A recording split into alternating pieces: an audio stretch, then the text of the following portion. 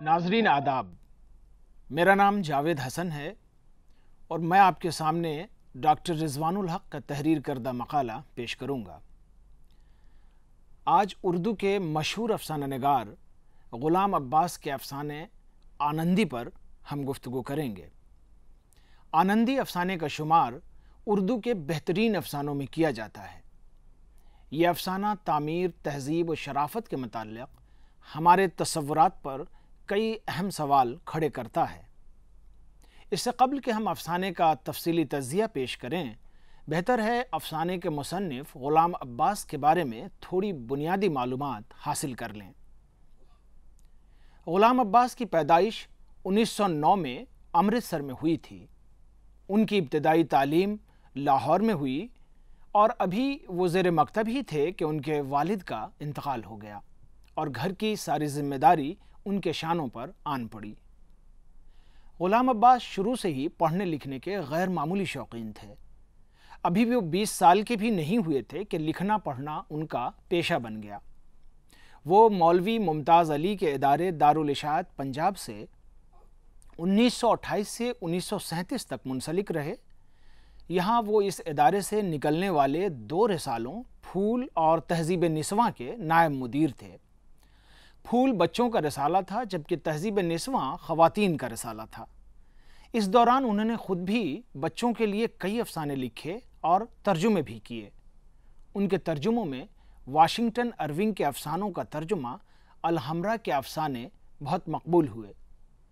1938 में ग़ुलाम अब्बास दिल्ली चले आए और यहाँ ऑल इंडिया रेडियो के रिसाला आवाज़ के मुदीर हो गए। 1948 में ग़ुलाम अब्बास का पहला अफसानवी मजमुआ आनंदी शाया हुआ। इससे उन्हें बहुत शोहरत मिली। रेडियो पाकिस्तान का क़याम अमल में आया तो वो रेडियो पाकिस्तान के रिसाले आहंग के मुदीर हो गए।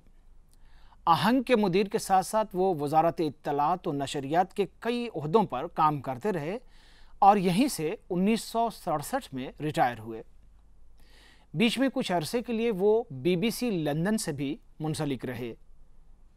1960 में उनका दूसरा अफसानवी मजमुआ जाड़े की चांदनी शाया हुआ, जिस पर उन्हें आदमजी इनाम से नवाजा गया। उनका तीसरा अफसानवी मजमुआ कुनरस 1969 ईस्वी में शाया हुआ। इसी दौरान उनका वाहिद नावल गूंदनी वाला तकिया भी शाया हुआ। 1967 में ग़ुलाम अब्बास को हुकूमत पाकिस्तान का शहरी एजाज़ सितारा-ए-इम्तियाज़ से नवाजा गया। आनंदी के अलावा ग़ुलाम अब्बास के दीगर अहम अफसानों में कुनरस, ओवरकोट, दिल ही तो है, भंवर, कतबा, जुआरी, हमसाया वगैरह ख़ास तौर से काबिल ज़िक्र हैं। 1983 ईस्वी में हिंदुस्तान के मारूफ फिल्मकार श्याम बेनेगल ने आनंदी अफसाने पर मंडी नाम की एक फ़िल्म बनाई। इससे कबल के इस अफसाने पर मज़ीद बात की जाए, आइए मुख्तसरन इसकी कहानी जान लेते हैं। अगर देखा जाए तो इस अफसाने की असल कहानी बहुत मुख्तसर है। इसका सारा हुस्न इसकी जुज़ियात में है। वाक़या बस इतना है कि शहर से तवाइफ़ों को निकाला जाना और उनके ज़रिए फिर एक नए शहर का क़याम अमल में आना और आखिर में उन्हें फिर उस नए शहर से निकाला जाना। आइए अब इस अफसाने का तज़्ज़िया करते हैं और ये जानने की कोशिश करते हैं कि ऐसा क्यों कर हुआ और इसकी अखलाक़ी दलील क्या है और इस अफसाने की फ़नी खूबियाँ क्या क्या हैं। ये अफसाना 1934 ईस्वी के आसपास लिखा गया था। ये वो ज़माना था जब तहरीक आज़ादी ज़ोरों पर थी और इसी के साथ साथ अखलाक़ी तहरीकें भी जारी थीं। लोगों में एक किस्म का आदर्शवाद मौजूद था। ऐसे में तवाइफों का वजूद गैर अखलाक़ी समझा गया, इसलिए उन्हें शहर बदर करना शहर को तमाम बुराइयों से पाक करना समझा गया। लेकिन सच्चाई ये है कि ख़ुद तवाइफों का अखलाक ख़राब करने वाले और उन्हें तवाइफ बनाने वाले इसी माशरे के मर्द थे, और जब तक वो मर्द खुद नहीं बदलेंगे शहर में कोई तब्दीली नहीं आ सकती। ये अफसाना मर्दों की खोखली जहनियत और तवाइफों में मौजूद आबादकारी की गैर मामूली सलाहियत को दिखाता है। बल्दिया के अजलास में सारे रुकन कहते हैं कि तवाइफों का वजूद इस शहर के लिए नाकाबिल कबूल है। वो लोग शहर के सारे मसाइल और गैर अखलाक़ी कामों की ज़िम्मेदारी इन्हीं तवाइफों पर डाल देते हैं, जबकि वो काम खुद करते मर्द हैं।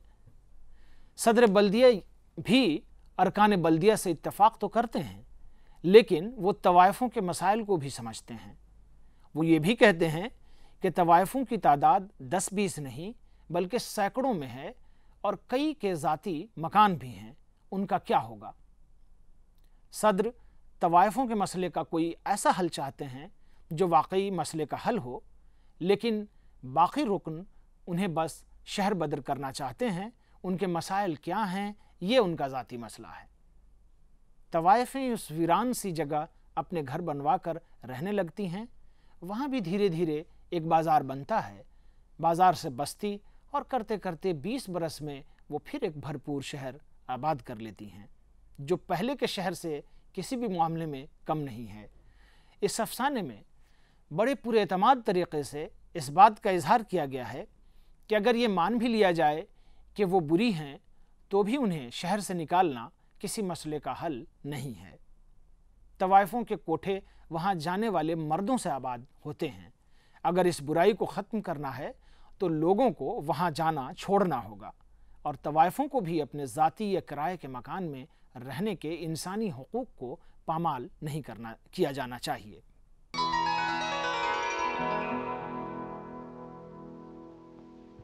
अगर आनंदी अफसाने के प्लॉट का जायज़ा लिया जाए तो प्लॉट के रवायती तसव्वुरात के मुताबिक आनंदी का प्लॉट बहुत मुख्तलिफ है, क्योंकि इस अफसाने में मरकज़ी कहानी में वाक़यात बहुत कम हैं। कहानी का प्लॉट छोटे छोटे वाक़यात से मिलकर बना है। अफसाने की शुरुआत बल्दिया की हंगामी मीटिंग से होती है। बाकी तवाइफें कहाँ चली गईं, इस सिलसिले में सिर्फ इतना बयान किया गया है कि कुछ दूसरे शहरों में चली गईं और बाकी उसी शहर की किसी इलाके में छुप गईं। यह अम्र एक दिलचस्प मौजू हो सकता था, लेकिन मुसन्निफ ने अपनी तमाम तर तवज्जो नए शहर की आबादकारी पर मरकूज़ रखी। आनंदी अफसाने के प्लॉट का असल हुस्न उस वक्त वजूद में आता है जब उस नई बस्ती की तामीर शुरू होती है, और उसके बाद वाक़यात इस तरह जुड़ते चले जाते हैं कि मालूम ही नहीं पड़ता कि कब क्या हो रहा है। सब कुछ बहुत फितरी अंदाज में होता चला जाता है। सबसे पहले 14 मकान बनाने का काम शुरू होता है, फिर कदीम मस्जिद और कुआं के आसार वहाँ मिल जाते हैं। फिर एक बुढ़िया बीड़ी, सिगरेट और गुड़ की बनी हुई मिठाइयों की दुकान लगाती है। 2 दिन बाद एक शख्स शरबत बेचने लगता है। दरअसल वहीं से बाज़ार का वजूद शुरू हो जाता है, जो एक नए शहर की बुनियाद बनता है। शहर का नाम आनंदी पढ़ना भी दिलचस्पी से खाली नहीं है। पहले इसका नाम हुस्न आबाद फितरी तौर पर वजूद में आता है, लेकिन की हुकूमतें अच्छे खासे नाम बदल कर कोई मुर्दा नाम ढूंढ निकालती हैं। वैसे ही हुस्नाबाद का नाम आनंदी तलाश कर लिया जाता है। अफसाने के प्लॉट का अख्तिताम बड़े दिलचस्प मोड़ पर होता है कि जब पूरा शहर तैयार हो जाता है तो बल्दिया फिर तवाइफों को शहर बदर करने का हुक्म जारी करता है, और इस बार पहले से दुगनी दूरी पर, यानी आनंदी से 12 कोस की दूरी पर उन्हें रहने की इजाज़त दी जाती है। इस अफसाने का प्लॉट इस तरह अपने ज़माने के अफसानों से मुनफरिद है कि इसमें मरकज़ी प्लॉट की अहमियत नहीं है, बल्कि प्लॉट की सारी अहमियत और हुस्न उसके ज़िमनी वाक़यात में है। आनंदी इस एतबार से अपने ज़माने के दीगर अफसानों से बिल्कुल मुनफरिद है कि इसमें कोई 1 या 2-4 मरकज़ी किरदार नहीं हैं। पूरा अफसाना एक फ़िज़ा साज़ी और सूरत हाल पर मबनी है। शुरू में बल्दिया के रुकन और सदर अपना किरदार कायम करते हुए नज़र आते हैं, लेकिन बात आगे नहीं बढ़ती। सबकी एक एक तकरीर है, बस उनका किरदार ख़त्म हो जाता है और फिर दोबारा उनका कोई ज़िक्र नहीं होता है। कोई इनफरादियत नहीं है, यहाँ तक कि उनमें से किसी के नाम भी नहीं हैं। ऐसा लगता है कि अफसाना निगार ने शऊरी तौर पर किरदार निगारी से गुरेज किया है। उर्दू अफसाने में रवायती तौर पर तवाइफों के किरदार बहुत ज़ोरदार हुआ करते थे। ग़ुलाम अब्बास के हमअसर अफसाना निगारों ने, ख़ास तौर से सादत हसन मंटो ने, तवाइफों के गैर मामूली किरदार अपने अफसानों में तख्लीक किए हैं, लेकिन ग़ुलाम अब्बास ने आनंदी अफसाना तवाइफों पर मरकूज़ होते हुए भी किरदार साजी से मुकम्मल गुरेज किया है। यहाँ एक भी तवाइफ का ना नाम आया है और न ही किरदारों की कोई अपनी इनफरादियत उभरने पाई है। आनंदी शहर की तामीर व आबादकारी में भी कई लोगों का जिक्र होता है, लेकिन सबका बहुत मुख्तसर। यहाँ भी कोई किरदार नहीं है, लेकिन किरदार निगारी से गुरेज कहीं भी अफसाने की कमज़ोरी नहीं बनने पाती है। शायद ग़ुलाम अब्बास जिस नोयत का अफसाना लिखना चाहते थे, किरदार निगारी से उस अफसाने की मरकज़ियत दूसरी समत जा सकती थी। यह अफसाना इस बात की मिसाल है कि अच्छे किरदारों के बगैर भी अच्छे अफसाने लिखे जा सकते हैं।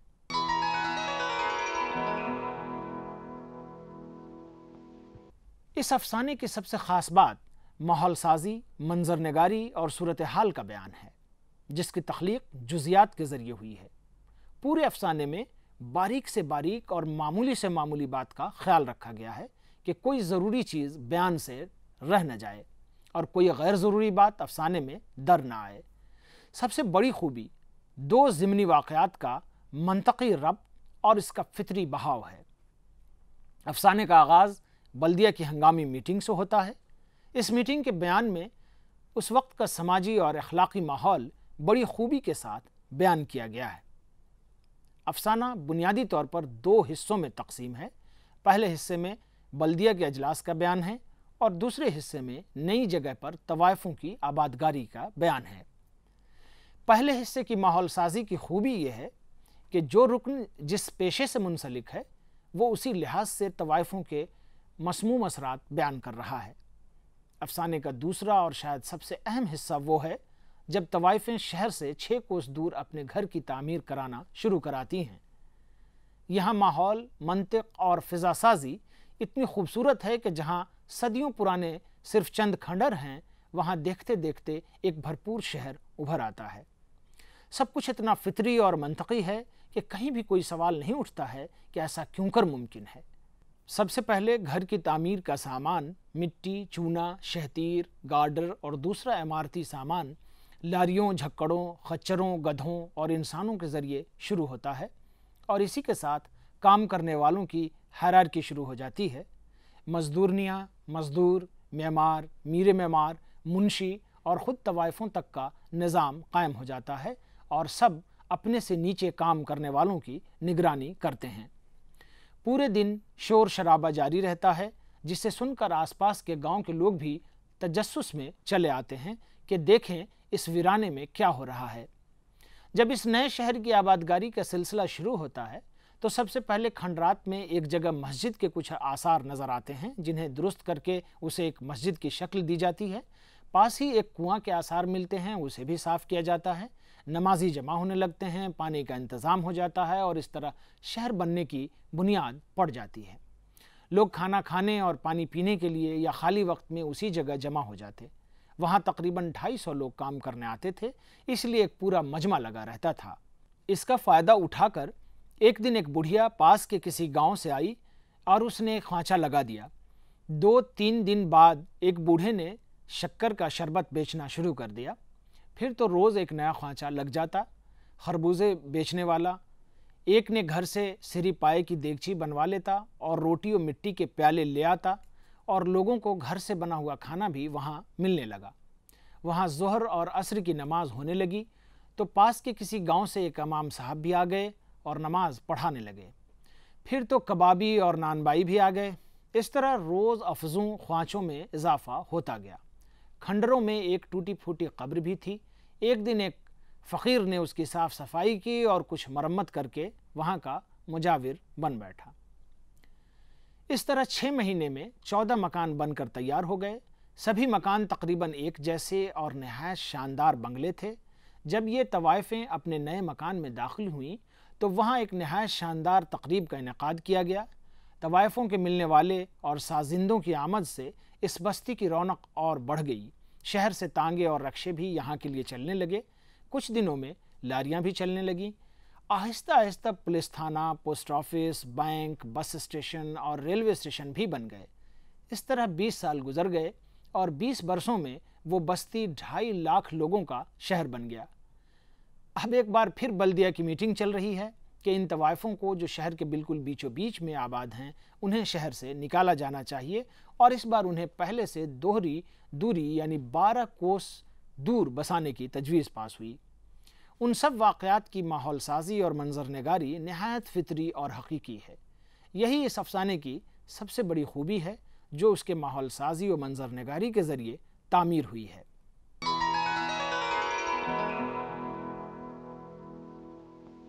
اس افسانے کی زبان مجموعی طور پر سادہ ہے۔ اس میں نہ کسی قسم کی علامت یا استعارہ بنانے کی کوشش کی گئی ہے اور نہ ہی زیادہ تشبیہات ہیں۔ شروع میں اجلاس کی تقریروں اور روزمرہ اور محاورہ کا بہترین استعمال ہوا ہے۔ یہ افسانہ طوائفوں پر ہے لیکن ان کی ذاتی زندگی نظر نہیں آتی ہے، اس لیے طوائفوں کی مخصوص زبان بھی اس میں نظر نہیں آتی اور نہ اس کی ضرورت تھی۔ بلدیہ کی تقریروں میں طوائفوں سے متعلق کچھ باتیں بیانیہ میں آئی ہیں، اس لیے ان سے متعلق کچھ الفاظ بھی استعمال ہوئے ہیں، جس سے زبان میں ایک طرح کی رنگینی آ گئی ہے۔ لیکن اجلاس کے بعد کے حصے میں زبان تھوڑی سی تبدیل ہوتی ہے اور یہاں زبان زیادہ سادہ اور عام فہم ہے۔ شہر کی تعمیر کے بیانیہ میں زبان زیادہ منطقی اور مدلل ہو گئی ہے۔ اس افسانے کی زبان سادگی کے باوجود شروع میں ہی اپنی گرفت میں لے لیتی ہے اور آخر تک قاری پر گرفت بنائے رکھتی ہے۔ زبان موضوع کی مناسبت سے بہت موزوں ہیں۔ مکالموں کی زبان اور بیانیہ کی زبان میں زیادہ فرق نہیں ہے کیونکہ سارے مکالمے بلدیہ کے ممبران کے ہیں جن کا تعلق اشرافیہ طبقے سے ہے۔ ارکان بلدیہ اکثر شائستہ اور طنز بھری زبان کا استعمال کرتے ہیں۔ جہاں تک سوال بیانیہ کا ہے تو افسانے کے راوی کی حیثیت طے نہیں ہے۔ وہ تیسرا شخص غائب راوی ہے جس کی زبان عام پڑھے لکھے شخص کی طرح ہے۔ اس کی زبان میں اردو کی روزمرہ محاورہ اور روانی پائی جاتی ہے لیکن کوئی مخصوص اسلوب نظر نہیں آتا ہے۔ افسانے کے ابتدائی حصے میں بیانیہ کے لیے بہت کم گنجائش رکھی گئی ہے۔ صرف مقرر کا بہت مختصر تعارف ہی بیانیہ میں ہے، پھر مکالمے شروع ہو جاتے ہیں۔ بیانیہ کا زور اسی وقت شروع ہوتا ہے جبکہ اس نئی جگہ پر بستی بنانے کی شروعات ہوتی ہے، لیکن یہاں بھی بیانیہ زور بیان میں نہیں کھوتا بلکہ طوائفیں شہر کیسے آباد کر سکتی ہیں اس کی منطق پر زیادہ زور دیا گیا ہے۔ یہاں تفصیلات کو بہت زیادہ اہمیت دی گئی ہے، زور بیان کو کم، اس لیے بیانیہ کا کوئی مخصوص اسلوب یہاں ترقی نہیں کر پاتا ہے۔ کبھی کبھی یہ بیانیہ غیر دلچسپ محسوس ہونے لگتا ہے اور اشیاء کی تفصیلات میں افسانہ کہیں کھوتا ہوا سا محسوس ہوتا ہے، لیکن انہی تفصیلات سے جب ایک پورا شہر ابھرتا ہوا نظر آتا ہے تب جا کر مصنف کی منشا ظاہر ہوتی ہے اور بیانیہ کا حسن واضح ہوتا ہے۔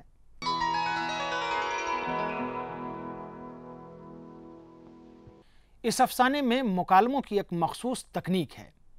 افسانے کے شروع میں تقریباً 4 صفحات تک سوائے چند وضاحتوں یا مکالموں کے پس منظر کے علاوہ صرف مکالمے ہی مکالمے ہیں، جبکہ باقی 13 صفحات مکالموں سے یکسر خالی ہیں۔ اس افسانے میں تمام مکالمے میونسپلٹی کے میٹنگ کی تقریریں ہیں۔ آئیے اس افسانے کے چند مکالمے سنتے ہیں۔ ایک رکن بولتے ہیں جو ایک اخبار کے مدیر اعزازی تھے۔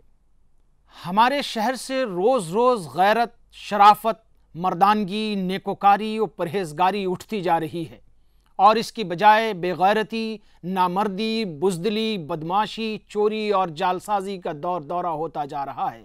منشیات کا استعمال بہت بڑھ گیا ہے۔ ایک معمر شخص جن کا گھر اس زنان بازاری کے بیچ میں تھا وہ کہتے ہیں، صاحبان، رات رات بھر ان لوگوں کی طبلے کی تھاپ، ان کے گلے بازیاں، ان کے وہ شاخ کی دھینگا مشتی، گالی گلوج، شور و غل، ہا ہا ہو ہو سن کر آس پاس کے رہنے والے شرفا کے کان پک گئے ہیں۔ اسی طرح ایک رکن جو پرانی تہذیب اور آثار قدیمہ کے علمبردار ہیں، کہتے ہیں حضرات باہر سے جو سیاح اور ہمارے احباب ہمارے اس مشہور اور تاریخی شہر کو دیکھنے آتے ہیں، جب وہ اس بازار سے گزرتے ہیں اور اس کے متعلق استفسار کرتے ہیں تو یقین کیجئے کہ ہم پر گھڑوں پانی پڑ جاتا ہے۔ سب سے آخر میں بلدیہ کے صدر تقریر کرتے ہیں۔ وہ بتاتے ہیں کہ ان کی شادی اس لیے نہیں ہو سکتی کہ عزت دار لوگ ان سے شادی کریں گے نہیں، اور مفلس و ادنا محض ان کی دولت کے لیے ان سے شادی کریں گے۔ تو اس کے جواب میں ایک رکن کہتے ہیں بلدیہ کو ان نجی معاملوں میں پڑنے کی ضرورت نہیں، لوگ چاہے جہنم میں جائیں مگر اس شہر کو خالی کر دیں۔ اس کے جواب میں صدر بلدیہ نے کہا صاحبان یہ بھی آسان نہیں ہے، ان کی تعداد 10-20 نہیں سینکڑوں تک پہنچتی ہے، اور پھر ان میں سے بہت سی عورتوں کے ذاتی مکانات ہیں۔ ان مکالموں کا معروضی جائزہ لیا جائے تو ہم پائیں گے کہ تمام مکالمے بہت موزوں ہیں، اپنے اپنے کردار کی بھرپور نمائندگی کرتے ہیں۔ دراصل ان مکالموں کے ذریعے ہی کچھ کرداروں کی شخصیت ابھرتی ہے، وگرنہ اس افسانے میں کردار نگاری بالکل نہیں تھی۔ اس افسانے کے تقریباً سبھی مکالمے بہت طویل ہیں اور اکثر مونولوگ جیسی کیفیت پیدا ہو جاتی ہے۔ اگرچہ عام طور پر طویل مکالمے افسانے کی خوبی نہیں سمجھا جاتا، لیکن جس مقصد کے تحت یہ طویل مکالمے لکھے گئے ہیں اس مقصد میں یہ مکالمے کامیاب ہیں۔ آنندی افسانہ اب سے تقریباً 80 سال قبل لکھا گیا تھا۔ شروع سے ہی اردو کے افسانوی ادب میں اس نے ایک اہم مقام بنا لیا تھا، اور اتنا عرصہ گزر جانے کے بعد بھی اردو افسانے کی کوئی تاریخ اس کے ذکر کے بغیر نہیں لکھی جا سکتی۔ یہ افسانہ ایک بہت ہی نیک کام کے ساتھ شروع ہوتا ہے، یعنی طوائفوں کو شہر بدر کرانے کے عزم سے۔ بلدیہ کے اجلاس میں تمام ارکان اس طرح تقریر کرتے ہیں جیسے شہر کی ساری برائیوں کی جڑ وہی طوائفیں ہیں، اور اگر وہ طوائفیں شہر سے نکال دی جائیں تو شہر کی ساری برائیاں دور ہو جائیں گی۔ تمام لوگ اس رائے پر متفق تھے۔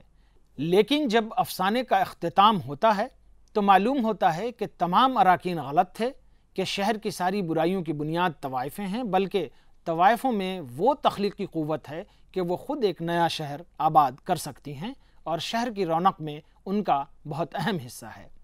یہ افسانہ حکومت کے ان تمام غلط فیصلوں کی علامت بن جاتا ہے جس میں سستی قسم کی اخلاقیات میں کسی طبقے کو انسانی حقوق سے محروم کر دیا جاتا ہے۔ حکومت کے کئی اخلاقی فیصلے بظاہر صحیح لگتے ہیں لیکن بعد میں غلط یا بے معنی ثابت ہوتے ہیں۔ یہ افسانہ انسانی حقوق کی علامت بن کر بھی ابھرتا ہے کہ شہر میں ہر کسی کو رہنے کا برابر کا حق ہونا چاہیے۔ اگر کوئی برا کام کرتا ہے تو برے کام کو روکا جانا چاہیے، نہ کہ ایک پورے طبقے کو شہر بدر کر دیا جانا چاہیے۔ آنندی افسانہ اور اس پر مبنی فلم کا تقابلی مطالعہ اگر کیا جائے تو 1983 میں جب شیام بینگل کی فلم منڈی منظر عام پر آئی، لیکن اس سے کافی وقت پہلے وہ اس پر کام شروع کر چکے تھے۔ اس سلسلے میں غلام عباس سے بھی وہ ملے تھے۔ شیام بینگل کے بیان کے مطابق غلام عباس نے انہیں بتایا تھا کہ افسانہ آنندی ایک سچے واقعے پر مبنی ہے۔ یہ واقعہ الہ آبادی میونسپلٹی کا ہے، اور اس وقت الہ آباد میونسپلٹی کے صدر پنڈت جواہر لال نہرو تھے۔ اسی سچے واقعے سے متاثر ہو کر یہ افسانہ لکھا گیا تھا، اگرچہ افسانے میں کہیں بھی یہ واضح نہیں ہے کہ یہ واقعہ کس شہر کا ہے۔ شیام بینگل نے اپنی سہولت کے حساب سے فلم میں جائے مقام حیدرآباد کو دکھایا ہے۔ آنندی افسانہ اور منڈی فلم میں بنیادی فرق افسانے اور فلم کے وسائل اور تکنیک کا ہے۔ افسانہ اگر پڑھا جائے تو اسے پڑھنے میں تقریباً آدھا گھنٹہ لگتا ہے، جبکہ فلم تقریباً 2.25 گھنٹے کی ہے۔ ظاہر ہے جب ایسے افسانے پر فلم بنائی جائے گی تو سب سے بنیادی فرق وقت کا آئے گا، یعنی اگر اس افسانے پر کوئی پوری ایمانداری سے بھی فلم بنانا چاہے تو بھی کچھ نئے یا ضمنی واقعات کا اضافہ تو کرنا ہی ہوگا، کیونکہ ہندوستان میں سنیما ہال میں فلم دکھانے کے لیے فلم کو کم از کم 2-2.5 گھنٹے کا ہونا چاہیے۔ اس لیے اس فلم میں بھی بہت سے ایسے واقعات بڑھائے گئے ہیں جو افسانے میں نہیں تھے، لیکن یہ اضافے فلم میں گہرائی پیدا کرتے ہیں، ہلکا پن نہیں لاتے۔ افسانے میں طوائفوں کی زندگی کی تفصیل بالکل نہیں بیان کی گئی ہے، اور نہ ہی کسی کردار کی کردار نگاری پائی جاتی ہے، ان کا کوئی تعارف تک نہیں ہے۔ لیکن فلم میں एक तवाइफ के कोठे को मरकज़ी अहमियत दी गई है। उस कोठे पर बहुत सी तवाइफें हैं जिसकी मालकन रुक्मनी देवी हैं। रुक्मनी देवी का किरदार शबाना आज़मी ने निभाया है। उसके अलावा एक तवाइफ ज़ीनत है। फिल्म में ये किरदार स्मिता पाटिल ने निभाया है। ज़ीनत की अभी नथ उतराई नहीं हुई है, यानी वो अभी पेशेवर नहीं बनी है, इसलिए लोगों की सबसे ज़्यादा नज़र उसी पर रहती है। फिल्म में तवाइफों का शहर बदर होने की वजह बल्दिया नहीं बल्कि एक समाजी कारकुन शांति देवी और उनकी तहरीक है। मंडी फिल्म में तवाइफों के कोठे की तमाम रुदाद को हकीकत निगारी और तफसील के साथ दिखाया गया है। तवाइफों की ज़िंदगी के तमाम नशेब व फराज इस फिल्म में नज़र आते हैं, जबकि अदबी कहानी में नई बस्ती आनंदी किस तरह से आबाद होती है इसको बहुत तफसील के साथ बयान किया गया है। लेकिन कहानी और फिल्म दोनों का मरकज़ी ख्याल एक ही है। तवाइफ जहाँ भी जाएंगी वो अपनी दुनिया आप आबाद कर लेंगी। तवाइफों के कोठे वहाँ जाने वाले शुरफा से आबाद होते हैं। अगर इस बुराई को ख़त्म करना है तो लोगों को वहाँ जाना छोड़ना होगा। ये मरकज़ी ख्याल फिल्म और अफसाने दोनों में है। बाकी तफसीलात का मरकज़ फिल्म और अफसाने में थोड़ा मुख्तलिफ हो जाता है। ग़ुलाम अब्बास का अफसाना आनंदी उर्दू अफसाने का गिरां क़द्र सरमाया है। ये उर्दू के उन अफसानों में से एक हैं जिनकी मानवियत हमेशा से कायम है और आइंदा भी कायम रहेगी। कुछ अदबी शाहकार ऐसे होते हैं जिनका ताल्लुक़ किसी ख़ास फ़िक्र, अहद या फ़लसफ़े से न होकर खालिस इंसानी तजर्बे पर मुबनी होते हैं और अफसाने अपनी मानवियत कभी नहीं खोते हैं। वो चाहे प्रेमचंद का कफन हो, सादत हसन मंटो का टोबा टेक सिंह हो, राजेंद्र सिंह बेदी का गरहन हो या फिर ग़ुलाम अब्बास का अफसाना आनंदी। इंसान कितना ही आगे क्यों न बढ़ जाए, लेकिन वो अपनी बुनियादी खसलतों की तरफ बार बार लौट कर आता है। वो बार बार उनकी तरफ मुड़ मुड़ कर देखता है। आनंदी भी एक ऐसा ही तजर्बा है जिसे बार बार पढ़ने को जी चाहता है। तलबा व तालिबात, उम्मीद है कि इस लेक्चर को सुनने के बाद आप एक बार फिर आनंदी अफसाने का मुतालिया करेंगे और उससे लुत्फ़